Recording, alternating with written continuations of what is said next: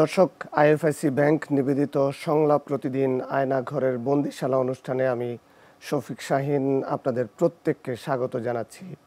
আশা করি যে যেখানে আছেন ভালো আছেন, নিরাপদে আছেন। আমরা আমাদের এই অনুষ্ঠানে কথা বলি তাদের সাথে যারা বিগত দিনে গুমের শিকার হয়েছেন, গুম থেকে ফেরত এসছেন, তাদের ভয়ঙ্কর অভিজ্ঞতার কথা শুনি। আমরা কথা বলি তাদের সাথে যারা গুম এবং মানবাধিকারের বিরুদ্ধে কাজ করেছেন, সে সমস্ত মানবাধিকার কর্মীদের সাথে কথা বলি। আমরা কথা বলি যারা গুম হয়েছেন, যাদের পরিবার এখনও তাদের স্বজনকে খুঁজে ফিরছে, তাদের সাথে কথা বলি। আমরা এমন দুটো পরিবারের সদস্যদেরকে আজকে আমাদের এখানে আমন্ত্রণ জানিয়েছি তাদের অপেক্ষার কথা শোনার জন্য। একজন হলেন লক্ষ্মীপুরের বিএনপি নেতা ওমর ফারুক, তার ছেলে ইমন ওমর, তিনি এসছেন। আমি আপনাকে স্বাগত জানাচ্ছি আমাদের এই আলোচনায়। এবং আমরা আরেকজনকেও আমাদের এখানে আজকে আমন্ত্রণ জানিয়েছি, যিনি তার বাবাকে দীর্ঘ 11 বছর ধরে খুঁজে ফিরছেন। তিনি জানেন না তার বাবা বেঁচে আছেন কিনা। তিনি হলেন লক্ষ্মীপুরের বিএনপি নেতা তাসিয়া মাহমুদ নাহাদী। তার বাবা ইকবাল মাহমুদ জুয়েলকে খুঁজে ফিরছেন গত 10 বছরেরও বেশি সময় ধরে। নাহাদী, আপনাকেও আমাদের এই অনুষ্ঠানে স্বাগত জানাচ্ছি। আমরা প্রথমেই ইমন, আপনার কাছে যেতে চাই যে আপনার বাবা আসলে কি করতেন, আপনার বাবার কি অপরাধ ছিল, কবে কখন কি হলো? জি, ধন্যবাদ এনটিভিকে আয়নাগরের বন্দিশালা জনপ্রিয় একটি টক শোতে আমাদেরকে আমন্ত্রণ জানানোর জন্য ধন্যবাদ আপনাকে। আমার বাবা ওমর ফারুক লক্ষ্মীপুর থানা বিএনপির সাংগঠনিক সম্পাদক এবং 11 নং হাজিপাড়া ইউনিয়নের দুইবারে নির্বাচিত চেয়ারম্যান ছিলেন। তিনি এই আওয়ামী লীগের আমলেও প্রথম সেশনে উনি চেয়ারম্যান নির্বাচিত হন বিপুল ভোটে। পরবর্তীতে আমার বাবা আমার সপরিবার সহ, আমি তখন মেট্রিক পরীক্ষার্থী ছিলাম, তারা চট্টগ্রামে বেড়াতে যায় আমার আত্মীয়ের বাসায়। সেখানে আমার মা, আমার বোন এবং আমার বাবা সহ আমার আন্টির বাসায় বেড়াতে যায়। ওখান থেকে র্যাব ডিবি পরিচয়ে ওনাকে রাত 3 ঘটিকার সময় বাসা থেকে তুলে নিয়ে যায়। আপনার বাবার বিরুদ্ধে কি কোনো অভিযোগ ছিল? আমার বাবার বিরুদ্ধে তখন 3-4টা মামলা ছিল, তবে এগুলা মিথ্যা মামলা ছিল এবং ওই মামলাগুলোতে উনি জামিনে ছিলেন। কি মামলা ছিল? তার মধ্যে এগুলো রাজনৈতিক মিথ্যা মামলা, একটা আমাদের শাহাবুদ্দিন সাবু আঙ্কেল সহ গণমিছিলে হত্যা মামলা, তার আরেকটা পুলিশ বাদী হয়ে বিস্ফোরক দ্রব্য আইনে মামলা করছিল। এই রকম টোটাল 4টা মামলা ছিল আব্বার নামে। আপনার বাবা এলাকায় কতটা জনপ্রিয় ছিলেন এবং কতটা উনি প্রভাব বিস্তার করতেন? আমার বাবা, যদি ওনার পুরো শুরু থেকে বলি, উনি 96-তে তখন জাসদের রাজনীতির সাথে ইনভলভ ছিলেন। পরবর্তীতে উনি বিএনপিতে যোগদান করে। বিএনপিতে যোগ দেওয়ার পরে জাসদের পক্ষ থেকে আমার বাবার উপরে আমার বাড়ি ঘর থেকে শুরু করে ওনার ব্যবসা, তেলের দোকান সব কিছু জ্বালিয়ে দেওয়া হয় এবং মিথ্যা মামলা দিয়ে আমার বাবা, ওনার ভাই সহ 4 ভাই, আমার দাদা সহ সবাইকে মিথ্যা মামলা দিয়ে অ্যারেস্ট করা হয়। তখন আওয়ামী লীগ সরকার ক্ষমতায় ছিল। এর পরবর্তীতে 2001-এ যখন বিএনপি ক্ষমতায় আসে, তখন এই মিথ্যা মামলাগুলো জামিনে যায়। আমার বাবা সহ পরিবারের বাকিরা যারা, তারা মুক্তি পায়।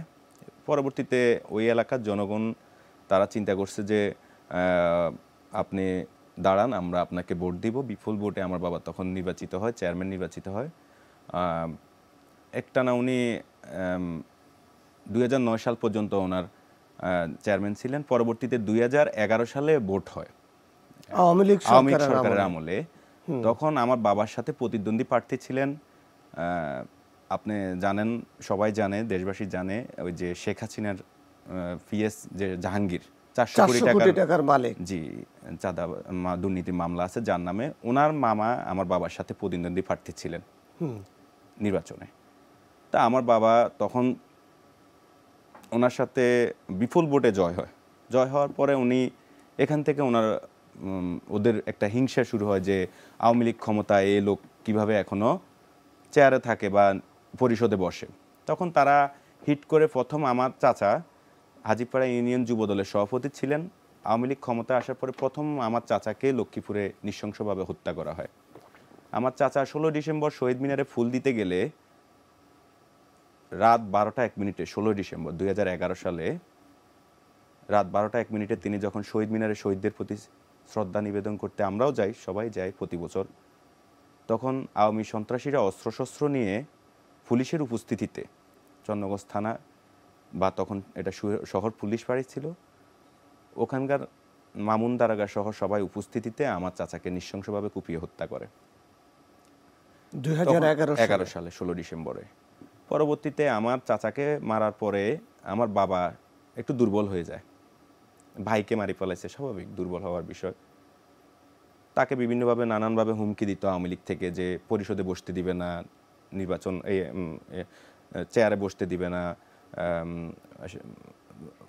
খুব হয়রানি করতো।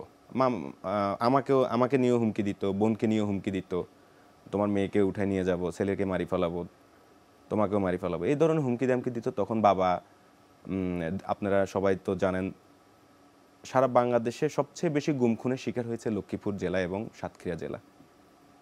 লক্ষ্মীপুরে তখন 12-13 যে ঘটনাটা ঘটে, শাহাবুদ্দিন সাবু আঙ্কেল সহ বিএনপি নেতৃবৃন্দের উপরে হামলা করে, শাহাবুদ্দিন সাবু আঙ্কেলের পায়ে গুলি করে, ইকবাল মাহমুদ জুয়েল আঙ্কেল যুবদলের যুগ্ম সম্পাদক ছিলেন, তাকে গুলি করে হত্যা করে, সাবেক ছাত্রনেতা নেসার আহমেদের পায়ে গুলি করে তার একটা পা হারায়। পরবর্তীতে আমার বাবা যখন দেখছে যে এই সমস্ত ঘটনা ঘটতেছে লক্ষ্মীপুরে, উনি নিজেকে নিরাপদে রাখার জন্য, সেফটির জন্য উনি চট্টগ্রামে যায়, চিটাগাঙে যায় বেড়াইতে, যেহেতু পরিস্থিতি পরিবেশ খারাপ, আমি এখানে এলাকাতে এখন না থাকাটাই বেটার। ওকে, আমরা শুনবো। আমরা একটু নাহাদির কাছে যাই। আপনার বাবা আসলে কি করতেন? আপনার বাবার কি অপরাধ ছিল আসলে? আচ্ছা, প্রথমেই ধন্যবাদ আমাদেরকে বলার সুযোগ দেওয়ার জন্য, যেটা আমরা এত বছর থেকে পাইনি। আর আমার বাবার অপরাধ ছিল, আমার বাবা স্বাধীন দেশে, আমাদের স্বাধীন রাষ্ট্রে বিরোধী দলের সাপোর্ট করত। এতটুকুই আমার বাবার অপরাধ ছিল আমার মনে হয়, আর এটা সবাই জানে। আর আমার বাবা হচ্ছে যুবদল যুগ্ম সম্পাদক ছিল লক্ষ্মীপুর জেলার। হ্যাঁ, আর এমনিতে আমার বাবার বিজনেস ছিল আদার্স। তো সব মিলিয়ে আমরা খুব স্বাভাবিক জীবনযাপন করতাম। আমাদের আসলে এত বড় দুর্ঘটনার জন্য আমরা কেউ প্রস্তুত ছিলাম না, কারণ আমার বাবার আসলে এরকম কোনো রেকর্ড নেই যেটার কারণে আমাদের মনে হবে যে আমার বাবা রিস্কে আছেন বা আমার বাবা কারো টার্গেটে থাকবে। কারণ লক্ষ্মীপুরে অলমোস্ট সবাই আমার বাবাকে খুব ভালো জানতেন। আমি মেয়ে হিসেবে অনেক আসলে এটা নিয়ে প্রাউড যে এখনো আমার বাবার কথা বলে, মানে একটা রিক্সাওয়ালা বাসার সামনে পর্যন্ত গেলে আমার বাবার কথা বলে যায়, মেরে ফেলছে, আল্লাহ বিচার করবে ওদের, এরকম। তো আমার বাবাকে সবাই ভালো জানতো, আমরা ব্যাপারটা নিয়ে একদম অপ্রস্তুত ছিলাম। কবে কি হলো, কি সূত্রে কি হলো? এটা হচ্ছে ডিসেম্বরের 12 তারিখ, 2013 সালের ডিসেম্বরের 12 তারিখ। অ্যাজ অলওয়েজ আমার বাবারা হচ্ছে, তখন তো অনেক বিএনপি থেকে অনেক অবরোধ দেওয়া হতো। আমি অনেক ছোট ছিলাম, তারপর আমার যতটুকু মনে আছে অতটুকু থেকেই বলছি। তো অবরোধ দেওয়া হতো সবসময়, হচ্ছে এরকম সকালবেলা মিছিল হতো। তো আমাদের লক্ষ্মীপুরে কখনোই ওরকম মানে অস্থিতিশীল অবস্থা ছিল না, যেমনটা আমরা ঢাকা নিয়ে টিভিতে দেখতাম বা নিউজ চ্যানেলগুলোতে দেখা যেত। কিন্তু আমাদের লক্ষ্মীপুর একদমই শান্তিপূর্ণ ছিল সবসময়। তো আমার মনে আছে আমি আমার বাবাকে প্রশ্ন করেছিলাম যে বাবা তো কি হচ্ছে, আমাদের তো স্কুল বন্ধ দিচ্ছে না, ঢাকায় তো সব স্কুল বন্ধ দিয়ে দিচ্ছে, কি করছো তোমরা, স্কুল বন্ধ বন্ধ দিয়ে দেয় না কেন আমাদের? আমার বাবা আমাকে বলে আমাদের লক্ষ্মীপুরে তো আমরা কোনো অশান্তি করি না, আমাদের লক্ষ্মীপুরে তো সবাই সবাইকে চিনে, কেউ কারো ক্ষতি করে না, মনে করবা যে এটা সকালের ব্যায়াম, সবাই জাস্ট দেখা করতে যায়, একটু মিছিল হয়, শেষ। তা আমার এখনো এই কথাটা মনে আছে আমার বাবা যে বলল। তো প্রতিদিনের মতো খুব স্বাভাবিক অবস্থায় সকালবেলা প্রতিদিন যেত না আমার বাবা, কিছুদিন যেত আবার কিছুদিন যেত না, আমার যতটুকু মনে আছে। তো আমার বাবার কাছে ফোন আসে, আমার বাবা ফজরের নামাজ পড়ে বের হয়, ফজরের নামাজ পড়ে বের হয় প্রতিদিনের মতো, ওরা মিছিল করে। ওদের সাথে থাকা মানে মানুষজনদের মতে আর কি, যে মিছিল শেষের দিকে ওদের কাছে কল আসে, সেটা হচ্ছে সাবু আঙ্কেলের বাসা থেকে কল আসে যে এমন এমন বাসায় তো র্যাব আসছে, অ্যান্ড ওরা অনেক কাহিনী করছে আর কি, তো যাওয়ার জন্য কল আসে। আর মিছিলে যারা যারা ছিল সবাই আলাদা আলাদা হয়ে গেছে যেহেতু মিছিল শেষের দিকে, তারপরেও কয়েকজন মিলে ওরা ওদিকে রওনা দেয়। তো ওই পথেই একদম আমাদের লক্ষ্মীপুরে যে মেইন বাজার আছে ওখানে র্যাবও গাড়ি থেকে উল্টা পাশ থেকে এসছে, এসে হচ্ছে ওরা অতর্কিতভাবে গুলি করা শুরু করে। অ্যান্ড ওখানে হচ্ছে আমার বাবার গায়ে গুলি লাগে, প্রত্যক্ষদর্শীদের মতে আর কি, যেহেতু আমরা দেখিনি। অ্যান্ড ওই দিন আপনার বাবা কোথায় ছিলেন? আমার বাবা যখন এই খবর শুনছে যে শাহাবুদ্দিন সাবু আঙ্কেলের বাসায় র্যাবে হামলা করতেছে, তখন আমার বাবা সহ পূর্বাঞ্চলের যে সকল নেতৃবৃন্দ ছিলেন সবাই একসাথে সাবু আঙ্কেলের বাসার দিকে আস্তে আস্তে এগোতেছিল। পুলিশ লাইন পর্যন্ত আসছে, আর তখন র্যাব এদিক থেকে আবার হামলা করে, পুলিশ লাইনের দিকে আসি হামলা করে, তখন তারা সামনে এগোতে পারতেছে না। জুয়েল আঙ্কেলরা ছিলেন শহরের, আমরা তো গ্রামের সাইডে থাকতাম, ওদিক থেকে আমরা এদিকে আসি, এই জায়গাতে ব্যারিকেডে পড়ে যায় আর কি। মানে পরিস্থিতি কি খুবই ভয়াবহ খারাপ ছিল? জি, পরিস্থিতি সেটা খুবই তো খারাপ ছিল। র্যাবই খারাপ করছে। জি জি, এটার প্রথম তারা সাবু আঙ্কেলের বাসায় আসি, ওখানে হামলা করে, পরবর্তীতে এবং সাথে আওয়ামী লীগের লোকজনও ছিল, লক্ষ্মীপুরের যারা নামদারি সন্ত্রাস, তাহের মুজিববাদী তাহের পরিবারের তাদের সন্তানরা সহ একসাথে সাবু আঙ্কেলের বাসা ঘেরাও করে। পরবর্তীতে সাবু আঙ্কেলকে বাইরে উঠানে নিয়ে আসি, পায়ে যখন গুলি করে, আগে ঘরের ভিতরে গুলি করে, পরবর্তীতে উঠানে নিয়ে আসে।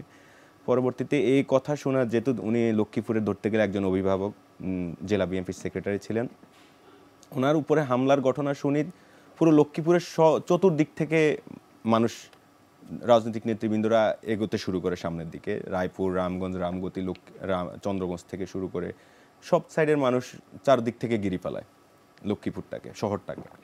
তখন আমাদের জুয়েল আঙ্কেল সহ তারা চক মসজিদ, চকবাজার মসজিদ পর্যন্ত, সামনে পর্যন্ত আগাইতেছিল। হঠাৎ করে ওখানে আসি তারেক সাইদের নেতৃত্বে একটা টিম, তারা এলোপাতাড়ি গুলি করে। একটা গুলি জুয়েল আঙ্কেলের মাথায় লাগে, প্রত্যক্ষদর্শীদের মধ্যে জানা যায় যে তারা আরেকজন নেসার, যে ওনার পায়ে একটা গুলি লাগে, ছাত্রনেতা নেসার। জুয়েল আঙ্কেলের লাশটা তারা দেয় নাই, তারা ওখানে আরও দুজন নিহত হয়, সুমন, শিহাব সহ আরও অনেকে। তো জুয়েল আঙ্কেলের লাশটা তারা গাড়িতে উঠায় নিয়ে যায়, ওখানে রেখে যায় নাই। পরবর্তীতে তারা পুরো ফোর্সটাকে নিয়ে তারা ব্যারাকে ফিরে যায়, পুলিশ লাইনে। ওখানে আবার তারা ঢাকা থেকে একটা হেলিকপ্টার আনায়, র্যাবের একটা হেলিকপ্টার আনায়, তারা হেলিকপ্টারে করে বের হয়ে যাওয়ার একটা প্ল্যানিং করতেছে, যেহেতু চতুর্দিক থেকে নেতাকর্মীরা ঘিরে ফেলাইছে লক্ষ্মীপুরটাকে। তখন তারা বাঁচার জন্য মানে সব এই লাশগুলোরে নিয়ে হেলিকপ্টারে করে ওরা লক্ষ্মীপুর থেকে আউট হয়ে যায়। মানে প্রস্তুতি নেওয়ারও কোনো সময় ছিল না আসলে। 12 তারিখের আগ পর্যন্ত আমাদের লক্ষ্মীপুর খুবই স্বাভাবিক ছিল, আমরা সবাই বের হতাম, খুবই খুবই স্বাভাবিক অবস্থা ছিল আমাদের লক্ষ্মীপুরের। যে আমাদের কোনো এরকম হিন্টস ছিল না যে এরকম হামলা করা হবে লক্ষ্মীপুরে। অ্যান্ড লক্ষ্মীপুরের ঘটনা শুরু হয় 12 তারিখ থেকে, মানে আমার বাবার ঘটনা দিয়ে, সাবু আঙ্কেলের পায়ে গুলি করা দিয়ে। অ্যান্ড লক্ষ্মীপুরের ফার্স্ট মার্ডারই বলতে গেলে আমার বাবাকে দিয়ে শুরু করা হয় আর কি। একটা মানে শান্ত একটা শহর মানে কিভাবে অশান্ত হয়ে গেল? লক্ষ্মীপুর ধরতে গেলে লক্ষ্মী বলা যাইতো, সব খুবই শান্ত সৃষ্ট ছিল।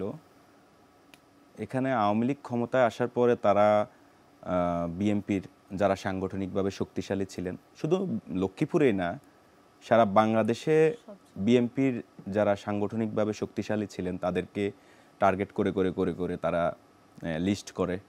এই লিস্টে সহযোগিতা করে আওয়ামী লীগ। আওয়ামী লীগের যারা নেতা ছিলেন তারা লিস্টটা করে প্রশাসনকে দেয় যে প্রত্যেক জেলাতে যে এদেরকে সরাই ফেললে আমরা আওয়ামী লীগ একটু সাংগঠনিকভাবে শক্তিশালী হতে পারবো। তখন ওই লিস্টের মধ্যে আমার বাবার নামও পড়ে, তার আরও অনেকের নাম পড়ে। লক্ষ্মীপুরে আসাদুজ্জামান বাবুল, শামসুল ইসলাম সুলেমান, সোলেমান উদ্দিন জিশান, এরকম অনেকের নাম তখন এই লিস্টের তালিকাতে পড়ে। মানে যাদেরই প্রত্যেক অঞ্চলে, প্রত্যেক এলাকায়, জেলায় যাদেরই এরকম অ্যাবিলিটি ছিল যে কথা বললে জনগণ শুনবে বা ইনফ্লুয়েন্স হবে, ওদেরকে টার্গেট করা হয়েছিল। যাদের জনবল আছে, যে আওয়ামী লীগ ক্ষমতায় তারপরেও বিরোধী দলের একটা মানুষ কথা বললে মানুষ জড়ো হয়, মানুষ একত্রিত হয়, তো ওদেরকেই টার্গেট করা হয়েছিল আসলে। আপনার বাবা কি জুয়েল সেরকমই ব্যক্তিত্ব ছিল? হ্যাঁ, এরকমই ছিল আমার বাবা। আমার বাবা আসলে প্রত্যেক স্তরের মানুষজনদেরকে অনেক সাহায্য করেছে। মানে আমার বাবা একদম প্রথম ব্যবসা শুরু করে ওষুধের দোকান দিয়ে, তো ওখান থেকেও আমার বাবাকে অনেকে চিনে। আর এমনিতে আমার বাবা কিন্তু বিএনপির ছাত্রদলের সাথেও জড়িত ছিলেন, একদম অনেক আগে থেকে আমার বাবা বিএনপির সাথে জড়িত ছিলেন। ছাত্রদলের কোনো একটা পদ ছিল, আমার ঠিক জানা নেই, মনে নেই আর কি। তো আমার বাবা প্রত্যেক স্তরেই মানুষকে আসলে সাহায্য করেছিলেন, যাদের এরকম ডক্টর দেখানোর অ্যাবিলিটি ছিল না, তা আমার বাবা ওদেরকে সবসময় ডক্টরের অ্যাপয়েন্টমেন্ট রেডি করে দিতেন, অ্যান্ড ওষুধ থেকে শুরু করে সব কিছু হেল্প করতো যাদের অ্যাবিলিটি ছিল না। তো আমার বাবার না সাধারণ মানুষজনদের মধ্যে থেকে অনেক সাপোর্ট পেত সব সময়। তো আমার বাবার বড় চিন্তা ভাবনাও ছিল, বড় পরিকল্পনাও ছিল রাজনীতি নিয়ে ভবিষ্যতে। কারণ উনি জানতো যে উনি আসলে যদি কখনো ভোটে দাঁড়ায় বা এরকম কোনো প্লেসে নিজেকে নেয়, উনি সাপোর্ট পাবেন, যেটা আর হয়নি। জনপ্রিয় ছিলেন। হ্যাঁ। আর আপনার বাবা তো জনপ্রতিনিধি ছিলেনই। জি, এই জনপ্রিয়তাই কি ওনাদের কাল হয়ে দাঁড়াইছে। এবং আমি যদি লক্ষ্মীপুরটাকে অশান্ত করার জন্য দায়ী মনে করি, তাহলে আমি বিগত দিনে লক্ষ্মীপুরের যত এসপি আসছিল প্রত্যেক এসপি ভালো ছিলেন, কিন্তু একজন এসপি শুধুমাত্র এই লক্ষ্মীপুরটাকে এই অশান্ত করার জন্য আমি দায়ী মনে করি। এই শাহ মিজানুর রহমান শাফি, উনি লক্ষ্মীপুরে আসার পর থেকে উনি ধরে ধরে বাছাই করে করে, ওনাকে মূলত ঢাকা থেকে পাঠানো হয়েছে লক্ষ্মীপুরটাকে টোটাল ক্লিন করে দেওয়ার জন্য। এই সমস্ত যারা জনপ্রিয় ব্যক্তি তাদেরকে লক্ষ্মীপুরে টোটাল ক্লিন করে দেওয়ার জন্য তাকে পাঠানো হয়েছে ঢাকা থেকে। আমার বাবা গুম হওয়ার পরে যখন আমি মামলা করতে যাই বা জিডি করতে চাই, তখন আমি প্রথম চট্টগ্রাম পতেঙ্গা মডেল থানাতে আমার মা, আমার ফ্যামিলি যায়, র্যাব 7-এ যায়। তখন থানা এবং র্যাব থেকে বলা হয় যে উনি যেহেতু এখানকার স্থানীয় না, উনি লক্ষ্মীপুরে স্থানীয়, আপনারা ওখানে যাই মামলা করেন বা জিডি করেন। ওনারা আমাদেরকে লক্ষ্মীপুরে পাঠায় দেয়, আমরা লক্ষ্মীপুরে আসি। এসপি তখন শাহ মিজানুর রহমান শাফি ছিলেন। ওনার কাছে আসার পরে ওনারা বলতেছেন যে যেখান থেকে মিসিং হয়েছে আপনারা ওখানে যান। এইভাবে আমাদেরকে 4-5 বার হয়রানি করা হয়, লক্ষ্মীপুর থেকে চিটাগাং, চিটাগাং থেকে লক্ষ্মীপুর 4-5 বার হয়রানি করা হয়। জিডি করতে যায়, জিডিও তারা নেয় নাই। এ বিষয়ে আমরা কোনো জিডি নিতে পারবো না, উপর থেকে বলা আছে। আমার মনে হয় যে এখানে শুধু শুধু র্যাব জড়িত না, একদম প্রত্যেক পদস্থ, প্রত্যেক উচ্চ পদস্থ রাজনীতিবিদ থেকে শুরু করে সবাই জড়িত ছিল। মানে এখানে পারপিট্রেটর একজন না, অপরাধী একজন না, যে শুধু র্যাব না অপরাধী। আমার মনে হয় প্রত্যেক পদের মানুষজন, রাজনীতির সাথে জড়িত যারা ছিল, সবাই এর জন্য দোষী।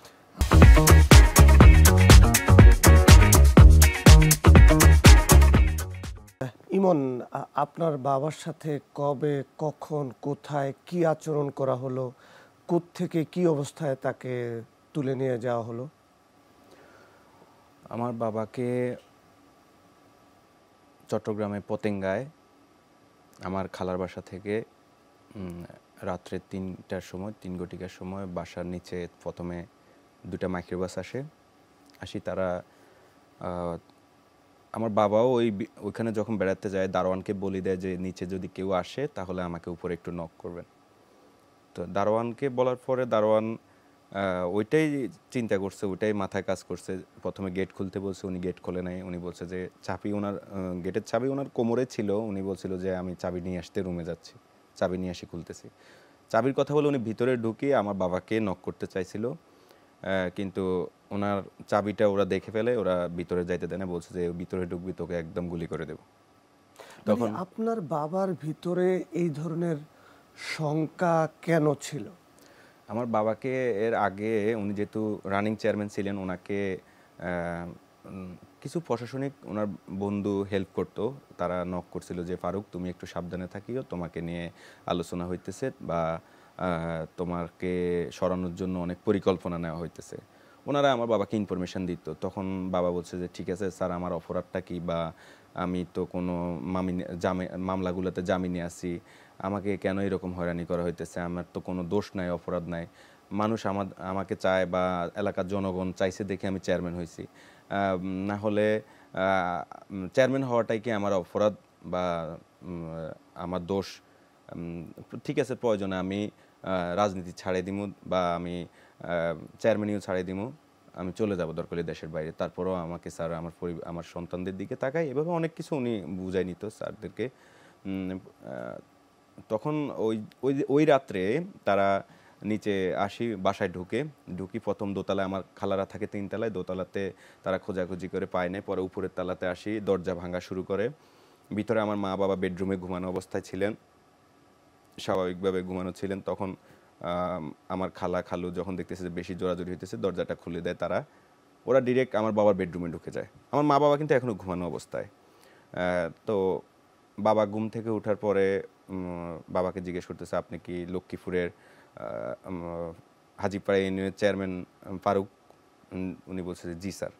একটা হাসি দিয়ে বলছে জি স্যার, আপনাকে আমাদের সাথে যাইতে হবে। আমার মা তাড়াতাড়ি ঘুম থেকে উঠে বলতেছে যে স্যার, আমার হাজব্যান্ডের অপরাধ কি আপনি খোঁজ খবর নিয়ে দেখেন, আমার স্বামী কোনো দোষ নাই, কোনো অপরাধ নাই, ওরে এলাকার জনগণ খুব ভালোবাসে দেখি, ও এখন চেয়ারম্যান হয়েছে এই আওয়ামী লীগের আমলেও, স্যার আমার স্বামীকে কিছু করিয়ে না। তখন তো র্যাব ডিবি মানে ছিল আতঙ্ক, তারা যারা যেখানে পাইতো ওখানে মারি ফেলাইতো, ওখানে গুলি করে দিত। তো বাবা আম্মা বিষয়টা আমার চিন্তা করছে যে আমার স্বামীকেও কি এরকম করবে কিনা। তখন তারা বলছে যে দেখেন, আমরা ওনাকে জিজ্ঞাসাবাদের জন্য নিয়ে যাচ্ছি, এনি টাইম এনি হোয়ার আমরা ওনাকে দিয়ে দেব, আমাদের ওনার সাথে একটু কথা আছে আমাদের স্যারের সাথে। সেই রাতে আপনি কোথায় ছিলেন? আমি তখন ক্যামব্রিয়ানে ছিলাম, আমি ক্যামব্রিয়ান কলেজে পড়তাম তখন। ওই রাত্রে ঢাকায়? জি ঢাকায়। ওই রাত্রে কিন্তু ওই রাতটা কাটলে কিন্তু পরের দিন সকালে আমার বাবা আমার কাছে আসার কথা ছিল। মানে আগের দিন রাতে এইভাবে কথা ছিল যে আমি বলছি যে আমার পরীক্ষা, মেট্রিক পরীক্ষা, তুমি কি আমার দেখতে আসবে না হোস্টেলে? তখন উনি বলছিল যে বাবা সকালে রওনা দিতেছি তোমার উদ্দেশ্যে, ঢাকার উদ্দেশ্যে, এভাবে কথা হয়েছিল। কিন্তু ওই রাত্রে এই ঘটনাটা ঘটে যায়। আমার মা কিন্তু আমাকে জানায় নাই, তখনও জানায় নাই যে আমার বাবা নিখোঁজ বা তারে উঠায় নিয়ে যাওয়া হয়েছে, কারণ আমি তো পরীক্ষার্থী। কি কথা হলো আপনার বাবার সাথে? আমার বাবার সাথে আমার কথা হয়েছিল যে আমি বলছিলাম যে বাবা, আমার তো পরীক্ষা, সবাই আসি দেখি যাইতেছে সন্তানদেরকে হোস্টেলে, তুমি তো আমার একবারও দেখতে আসলে না এখনো, তুমি কবে আসবা? তখন বলছিল যে আমি সকালে, এই রাতটা কাটলে সকালে আমি তোমার ঢাকার উদ্দেশ্যে রওনা দিব, তোমাকে দেখতে আসবো হোস্টেলে। তো আমি বলছি যে আমি ঠিক আছে, ওকে। তো রাত্রে মানে এটাই কি আপনার বাবার সাথে আপনার শেষ কথা? রাইট। কি কথা হইলো? শেষ কথা হইলো আমার বাবা আমাকে দুষ্টামি করে হাসি হাসি বলতেছে আর কি যে আব্বা কিন্তু ওনার গাল ভর্তি দাড়ি ছিল, তো ওই মুহূর্তে যখন এভাবে ধরতেছিল মারতেছিল তখন উনি দাড়িগুলো ক্লিন শেপ করে ফেলায়। তো উনি আমাকে দুষ্টামি করে, বাবা তো এখন নায়ক হয়ে গেছি, বাবা শেভ করছি এই বাসায় বাইরে। আমি করতে, তুমি নায়ক হয়ে গেছো, তুমি বাইরে ঘুরতে টুরতে না যাইবা, বাসায় থাকি সারাদিন কি করো? পরে বলতেছে যে না, বাইরে গেলে সমস্যা আছে, বাইরে যাব না। তো পরবর্তী মানে আপনার বাবা কি লক্ষ্মীপুর থেকে চিটংয়ে কি এক প্রকার আত্মগোপনে গেছিলেন? আত্মগোপনে গিয়েছিলেন, জি, নিরাপত্তার জন্য, পরিবার নিয়ে। মানে ওনাকে লক্ষ্মীপুরে খোঁজা হচ্ছিল? জি, তখন খোঁজা হচ্ছিল, র্যাব খুঁজতেছিল, ডিবি খুঁজতেছিল, প্রশাসন খুঁজতেছিল, আওয়ামী লীগের লোকজনও খুঁজতেছিল। পরবর্তীতে উনি যেদিন সাবু আঙ্কেলের বাসায় হামলা করে বা ওর বাবাকে মারে, নাহাদির বাবাকে, ওই দিনও কিন্তু আমার বাসায় র্যাব আসছিল রাত্রে, সন্ধ্যার বেলায় আসি। তারা আপনি আমার বাসাতে গেছেন, রাস্তার অপোজিটে কিছু দোকানপাট ছিল, ওই দোকানপাটে তারা তো আমার বাসা, এই দুইটা বিল্ডিং একই কালারের, একসাথে কোন ফ্ল্যাটে আমরা থাকি বা কয়তলায় থাকি তারা তো আর এটা জানে না।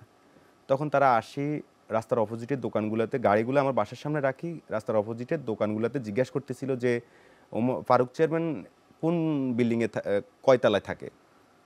তখন কিন্তু আমার বাবার কাছে ফোন চলে আসে যে এই দিকে হামলা করি, তোমার উদ্দেশ্যে যাইতেছে, দ্রুত বাসার থেকে বাইরে হয়ে যাও। তখন আব্বা চাদর মুড়ি দিয়ে, এভাবে চাদর মাথায় দিয়ে তাদের সামনে দিয়ে বের হয়ে গেছে, তারা বলতে পারবে না, বুঝতে পারে নাই। পরে তারা আব্বা বাইরে হয়ে যাওয়ার সাথে সাথে তারা বাসায় ঢুকে, মাকে জিজ্ঞেস করে, মা বলছে যে না, ও তো নাই বাসায়।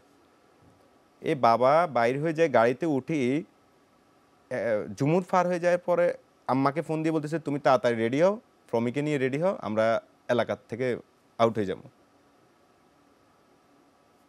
এরা যখন বাসাটা ক্রস করে চলে যায়, এখান থেকে চলে যায়, তখন বাবা সাথে সাথে আবার জুমুর থেকে গাড়ি ঘুরে বাসার সামনে আসি, মা আর বোনকে আর জামা কাপড় এগুলো গাড়িতে উঠাই, ইনস্ট্যান্ট এখান থেকে স্থান ত্যাগ করে চিটাগাং চলে যায়। মানে এটা হলো 2013 সালের 12 ডিসেম্বরের ঘটনা। জি জি, 12 ডিসেম্বরের 12 ঘটনা। ডিসেম্বরের আর ঘটনা। আপনার বাবাকে নেওয়া হয় গুম করলো কত? ফেব্রুয়ারি 2014 সালের ফেব্রুয়ারি 4 তারিখে। ফেব্রুয়ারি 4 তারিখে। তখন আপনার বাবা আপনাকে ফোনে কি বলল? আপনি ফোন দিলেন যে আপনার পরীক্ষা, সবার বাবা আসে, আপনি কেন আসেন না? জি আপনার বাবাকে তো এটাই বলছিলেন। জি জি, তো কি বললেন উনি? উনি বলছিলেন যে আব্বা, তুমি তো দেখো লক্ষ্মীপুরে কিভাবে মারতেছে আমাদের নেতাকর্মীদেরকে, নজরুল ইসলাম লিটনকে মারি ফেলাইছে, ইসমাইল, ইসরাফিল, অনেক লোকজনকে মারি ফেলাইতেছে। তারপরে নাহাদির আব্বার কথা বলছিল, জুয়েল ভাইকে মারি ফেলাইছে। তো বাবা খুব সতর্কভাবে থাকতে হয়, বাবুলকেও মারি ফেলাইছে। তুমি পরিস্থিতি তো দেখতেছো বাবা, এখন আমি কাল সকালে তোমার কাছে আসতেছি। এই সকালে আসতেছি বলছে, রাত্রে এই ঘটনাটা ঘটায়। পরে কখন জানলেন যে আপনার বাবাকে তুলে নিয়ে গেছে? আমার বাবাকে নেওয়ার পরেও আমার মা এটা আমাকে জানায় নাই।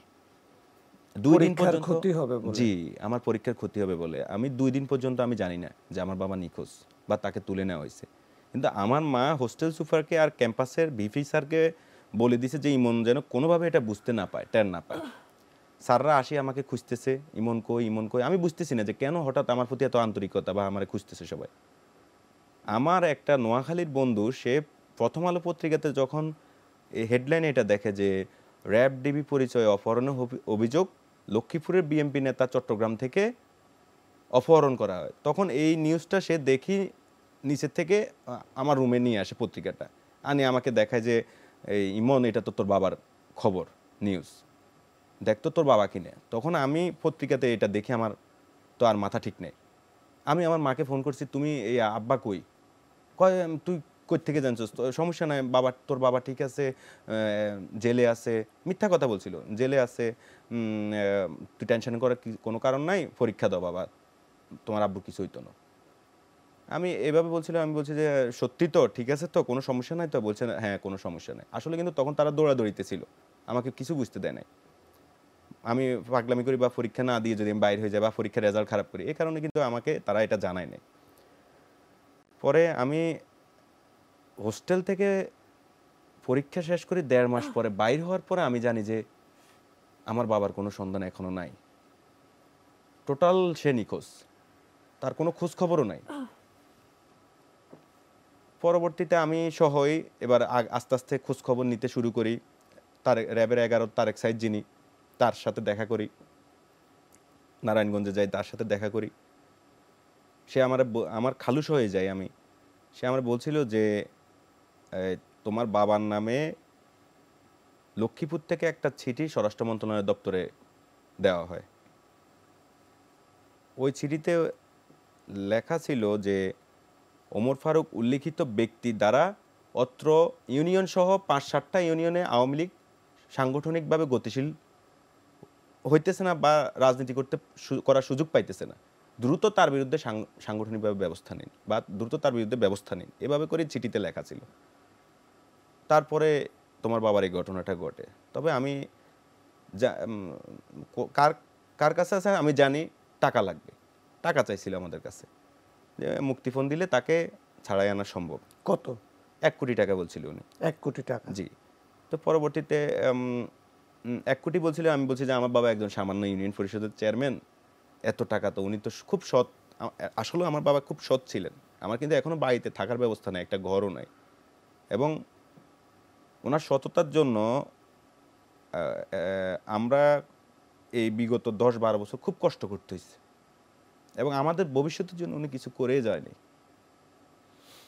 পরবর্তীতে ওরা যখন টাকা দাবি করছিল, আমরা একটা 50 লাখ টাকা বা এরকম একটা কথা হয়েছিল যে আমরা এইরকম হলে দিতে পারবো, আগে আমাদেরকে দেখাইতে হইব, আমরা কিছু দরকার আগে দিব, পরবর্তীতে দেওয়ার পরে বাকিগুলো দিয়ে দিব, এভাবে কথা হয়েছিল। এগুলো আমাদের এমপি সাহেব সতীউদ্দিন চৌধুরী অ্যানি আঙ্কেলও জানেন এইসব ঘটনাগুলো। তো আমরা কিছু টাকা পয়সা আগে দিই, দেওয়ার পরে তারাও আমাদের কাছ থেকে আর আমাদের সাথে যোগাযোগ করে না, হাইড করে সব কিছু হাইড করে নেয়, তারাও গোপনে আত্মগোপনে চলে যায়। পরবর্তীতে বিভিন্নভাবে শুনছি যে বাবাকে দেওয়া হবে, দিচ্ছি, বেড়াকে আনি দিয়ে যাবে, জেলগারদে দিয়ে যাবে, অনেকভাবে অনেক কিছু বাবার জন্য বিএনপি থেকে তখন হরতাল করা হয়, অবরোধ করা হয়। এরপরেও আর বাবার কোনো খোঁজ খবর পাই নাই। জি, আমরা একটু নাহাদি আপনার কাছে যাই। জুয়েল তো এলাকায় আপনার বাবা, আপনি তখন খুবই ছোট ছিলেন, স্কুলে পড়তেন, উনি খুবই জনপ্রিয় নেতা ছিলেন। তো ওনাকে এত ভয় ছিল কেন? মানে যদি কি শুনেছেন আপনারা, দিন শেষে কোন দুঃসংবাদটা আপনাদের কাছে এসেছিল বাড়িতে? 12/12/2013 সাল। যখন প্রথমে আমাদের কাছে এই নিউজটা এসেছিল যে নিয়ে গেছে আব্বুকে, নিয়ে গেছে, কোন অবস্থায় নিয়ে গেছে এটা তো আমরা জানি না। তো আমি ভাবছিলাম আচ্ছা, এরকম রাজনৈতিক ব্যাপারে তো এর আগেও আমাদের বাসায় অনেকবার ভোটের সময় বিশেষ করে পুলিশ এসেছিল, আব্বুকে খোঁজ করছিল, এরকম আওয়ামী লীগ ক্ষমতায় থাকা অবস্থায়। তো আমি ভাবলাম যে আচ্ছা, এটা হয়তো কোনো মানে সাধারণ ব্যাপারই হবে, আব্বু আবার ম্যানেজ করে নেবে। তা আমি তখনও ভাবছিলাম যে it was not a big deal. তো তারপরেও যখন আমি মানে বাইরের এই থমথমে অবস্থা দেখি বা সবাই যেভাবে বলছিলাম এটা ডিফারেন্ট কেস, যে এবার ডিফারেন্ট কেস, তারপর আমি তখনও 12 তারিখ আমি তখনও ভাবছিলাম যে না, আব্বু আছে, অ্যাটলিস্ট যে যে কোনো কিছুর বিনিময়ে হোক তারা আমার বাবাকে দেখ, আমরা যোগাযোগ করার চেষ্টা করব। বা ওই দিন আমার ফ্যামিলি কিন্তু পুরো ফ্যামিলি সবাই বাইরে বাইরে ছিলেন, মানে পুরুষ যারা ছিলেন সবাই খোঁজ করছিল, আর আমরা তো বের হইনি, আমরা জানিও না। তো এরই পরের দিন আর কি আমার বোনের হচ্ছে ভর্তি পরীক্ষা ছিল ক্লাস 6-এর।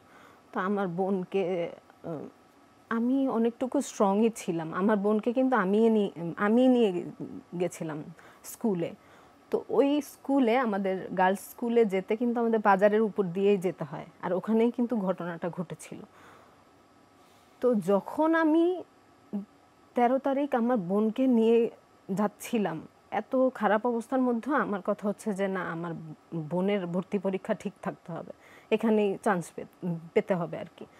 তো যখন আমি নিয়ে যাচ্ছিলাম তখন আসলে আমি আর কিছু ধরে রাখতে পারিনি, যখন রাস্তার ওই অবস্থা দেখেছিলাম যে আমার বাবার রক্ত, এমন কি আসলে এগুলো বলা অনেক কঠিন আমার জন্যে।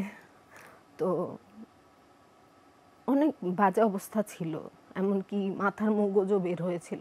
তখন আমি বুঝে গিয়েছিলাম যে আসলে বাবার অবস্থা খুব একটা ভালো না, অথবা আর বেঁচেও না থাকতে পারে।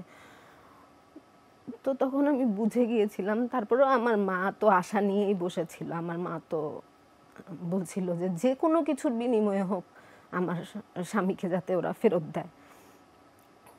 আমার ফ্যামিলি তো খালি এটাই চাচ্ছিল যে যত যা কিছুই হোক আমার ভাইয়ের অ্যাটলিস্ট বডিটা দিয়ে যাক আমাদেরকে, অ্যাটলিস্ট শেষ যাতে আমরা আমার ভাইয়ের বডিটা পাই, অ্যাটলিস্ট কবরটা যাতে থাকে এরকম।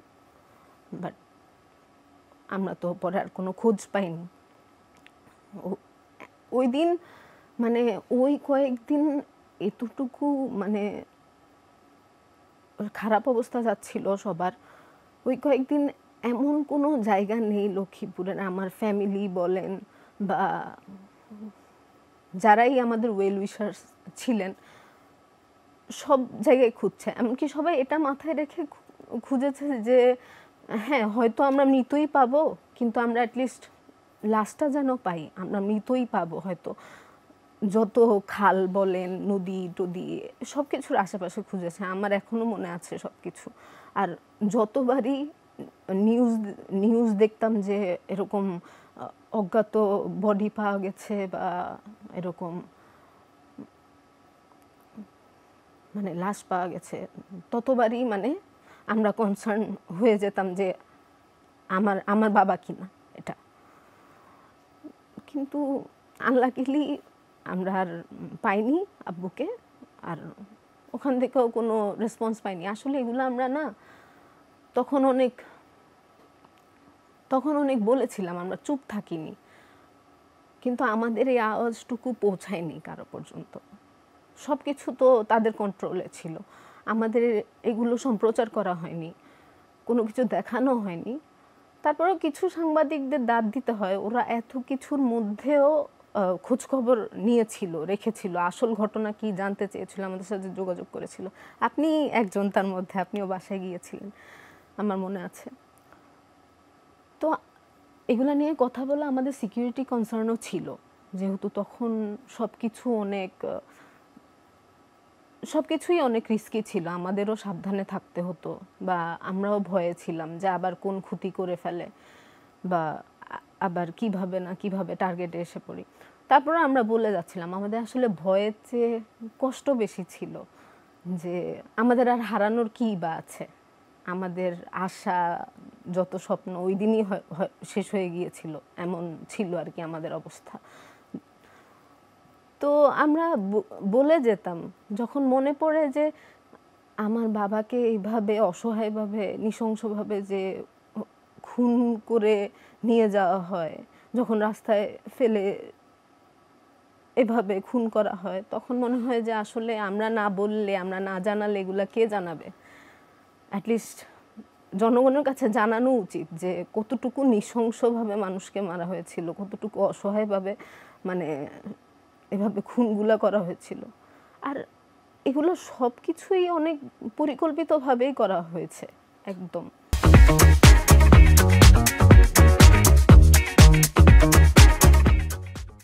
ইমন, আপনার বেড়ে ওঠা, আপনার বাবার সংস্পর্শ থেকে কত বছর আপনি বঞ্চিত, কি বলেন আপনার পরিবার সদস্যদেরকে? আমার বাবার সাথে আজকে আমাদের প্রায় 11 বছরের উপরে কোনো আমরা জানি না উনি আছে কি নাই বা জীবিত। তবে সবসময় ওনাকে মিস করি, আর সবচেয়ে বেশি বাবাকে ভালোবাসি। মানে এরকম একটা ঘটনা ঘটবে এটা কখনোই কল্পনা করি নাই, যে নিখোঁজ উধাও হয়ে যাব, আছে কি নাই এটা জানবো না, বা তার মানুষ মৃত্যুর পরে তার একটা সমাধি হয়, তার জন্য প্রার্থনা করা হয়, মিলাদ দেওয়া হয়, কিন্তু আমরা সেটুকুই আমাদের জন্য এই সরকার রাখে নাই, সুযোগ রাখে নাই। আমার একটা মেয়ে আছে, সে সবসময় বলবো যে দাদা কোথায়, দাদাকে দেখি না কেন, বাবা দাদা কই। কিন্তু আমি ওরে জবাব দিতে পারি না যে তোমার দাদা আছে কি নাই, এটাও বলতে পারি না। আমি ওরে কি বলবো, ওই ভাষাটুকু আমার জানা নাই। দাদি আছে, দাদা নাই কেন, দাদা কি মারা গেছে সেটাও বলতে পারি না।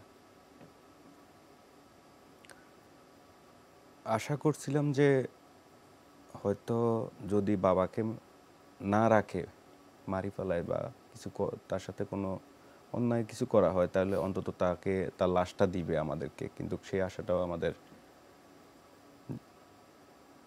বিশেষ করে 5ই আগস্টে ছাত্র গণ অভ্যুত্থানের পরে আমাদের একটা আশা ছিল, যেমন ব্রিগেডিয়ার আজমি আয়নাগর থেকে ফেরত আসছে বা মাইকেল চাকমা ফেরত আসছে, আমাদের বাবারাও হয়তো আয়নাগরে আসছিল বা আছে, ওনারাও বাইর হবে আস্তে আস্তে।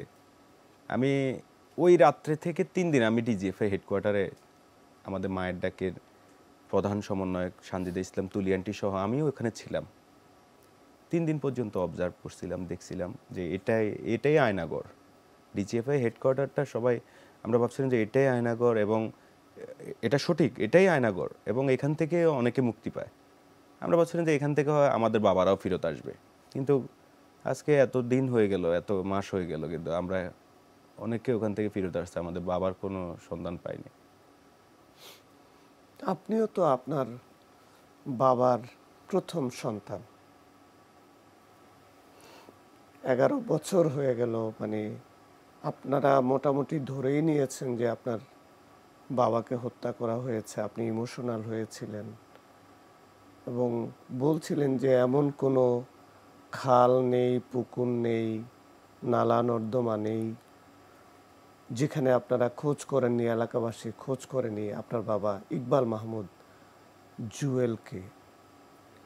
মানে কোন অপেক্ষায়, কি অপেক্ষায় আছেন আপনারা? আপনাদের সান্ত্বনার জায়গাটা কি প্রতিষ্ঠিত হয়েছে কিনা? আসলে এখন আর সান্ত্বনা বা কোনো আশাও বাকি নেই ধরতে গেলে। আমরা যে বিচার পাবো এই আশাও ছেড়ে দিয়েছিলাম যে আচ্ছা সম্ভব না এই দেশে কিছুই। আইন ব্যবস্থার উপর থেকে ভরসা উঠে গিয়েছিল, দেশের এই যে যোগাযোগ মাধ্যমগুলোর উপর থেকেও ভরসা উঠে গিয়েছিল। ভরসা তখনই উঠে গিয়েছিল, তখন অনেক ছোট ছিলাম। তো কিছু কিছু নিউজ চ্যানেলে 12 তারিখের পর কিছু কিছু নিউজ চ্যানেলে হেডলাইনটা এভাবে দিয়েছিল যে র্যাবের সাথে বন্দুক যুদ্ধে যুবদল নেতা নিহত ইকবাল মাহমুদ জুয়েল। কিন্তু আমি তো জানি আমার বাবা নামাজ পড়ে বের হয়েছিল। আমার বাবা একসময় আমাকে এটাও বলেছিল, মনে করবে এটা ব্যায়াম করতে যাই আমরা, এটা কিভাবে বন্দুক যুদ্ধ হয়। তখন as a child it broke my heart. মানে বন্দুক যুদ্ধ কিভাবে হবে, এরা তো মিথ্যা সংবাদ প্রচার করছে। অ্যাটলিস্ট সত্যিটা জানাক, বন্দুক যুদ্ধ কেন বলবে। তো বন্দুক যুদ্ধ তো না, এটা তো একতরফা ওরা গুলি করেছিল।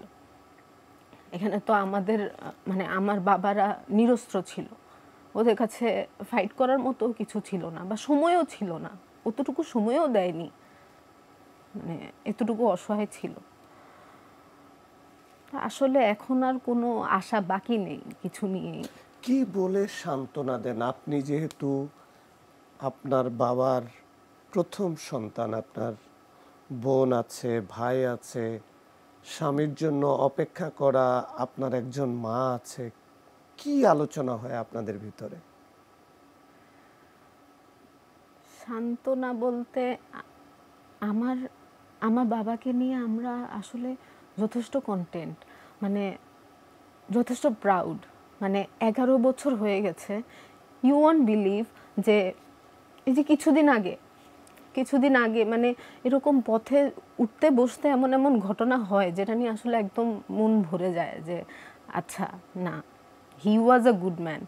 মানে সকালবেলা আমি বাস স্ট্যান্ড থেকে রিক্সা করে আমার বাসায় যাচ্ছিলাম, বাসার সামনে নামার পর যে আপনি এই বাসায় আসছেন, আপনি জুয়েল সাহেবের কি হন? আমি বলি মেয়ে হই। তো আল্লাহ আপনাদেরকে অনেক ভালো রাখুক, অনেক বড় করুক। এই মানুষটা আমার অনেক উপকার করেছিল এক সময়। আমাকে কি হয়েছিল, তো এই মানুষটা ওনার হচ্ছে কোন ঝামেলা ভাঙিয়ে দিয়েছিল, জমি জমা নিয়ে কি যেন ছিল, আমার বাবা এটা ঠিক করে দিয়েছিল আর কি। তো আমি ভাবছিলাম আসলে এভাবে অনেক মানুষের উপকার করেছে, তো আসলে মেটার করে না যে সে তার কবর আছে কি নাই, সে এখনো আছে মানুষের মনে।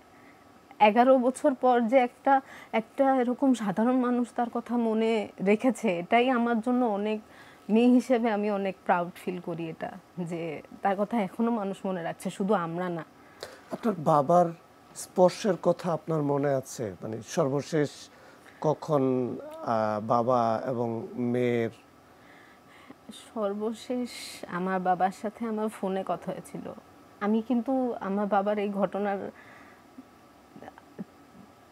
3-4 দিন আমার বাবার সাথে দেখা হয়নি, কারণ আমি আমার নানু বাড়ি ছিলাম, ডিসেম্বর মাস ছিল, আমি বেড়াতে গিয়েছিলাম, নানু বাড়ি ছিলাম।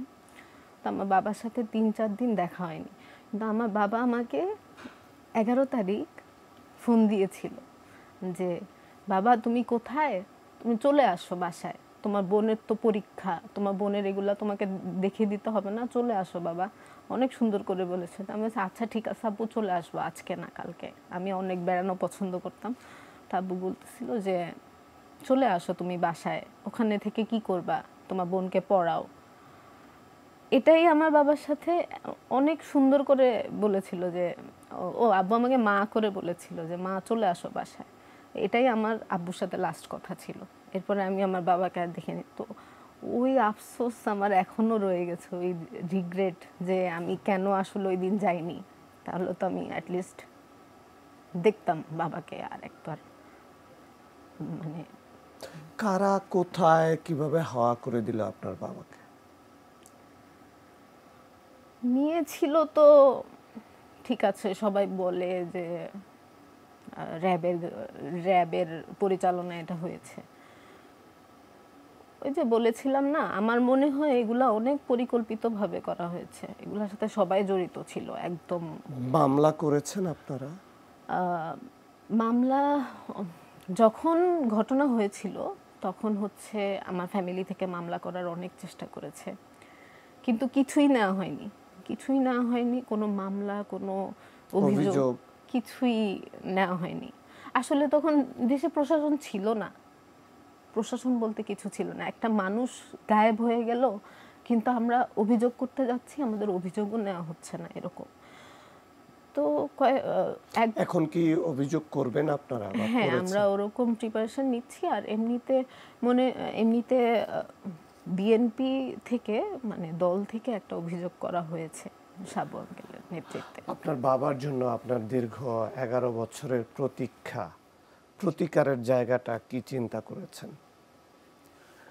প্রতিকারের জায়গাটা বলতে এখন তো সুযোগ এসেছে, সময় এসেছে আমরা বিচার চাওয়ার, বা বিগত 15-17 বছর আমরা কোনো আইনের শাসন বলতে এই দেশে কিছুই ছিল না, এটা আমরা সবাই জানি।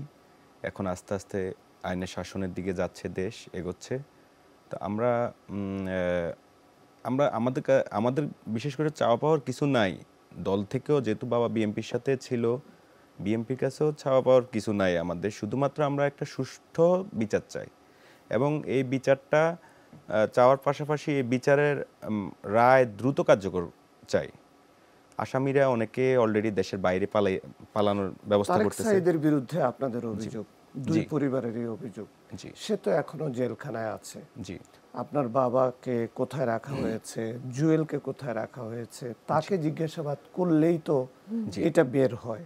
তাহলে আপনারা কি মামলা করেছেন বা করবেন, কি পদক্ষেপ নিচ্ছেন? আমরা অলরেডি আন্তর্জাতিক অপরাধ ট্রাইব্যুনালে চিফ প্রসিকিউটর তাজুল ইসলামের ওনার কাছে গিয়ে মায়ের ডাকে প্রধান সমন্বয়ক তুলিয়ান্টি সহ আমরা 13টা অভিযোগ করি। আমার অভিযোগও এখানে আছে, আমার মামলাটাও আছে। আমরা এই ঘটনাগুলোর হুকুম থেকে শুরু করে যিনি হুকুমদাতা এবং শেষ যিনি ইনফর্মার হিসেবে কাজ করছে বা যিনি ধরে আনছে, তাদের প্রত্যেকের নাম রাখছি, তারেক সাঈদ সহ সবার নামে আছে ওখানে। আমরা আশা করছি যে আপনাদের এই অভিযোগের ভিত্তিতে প্রশাসন ব্যবস্থা নেবে এবং সে অনুযায়ী আপনার বাবাকে জীবিত ফেরত দিবে এবং আপনার বাবার কবর তারা কোথায় করেছে, কোথায় তাকে রেখেছে সেটাও তারা জানাবে, এটা আমরা আশা করছি। দর্শক, আজকের মতো আমাদের এখানেই শেষ করতে হচ্ছে। আগামী পর্বে অন্য কোনো অতিথিকে নিয়ে আবার দেখা হবে আপনাদের সাথে। ততক্ষণ আপনারা ভালো থাকুন, নিরাপদে থাকুন।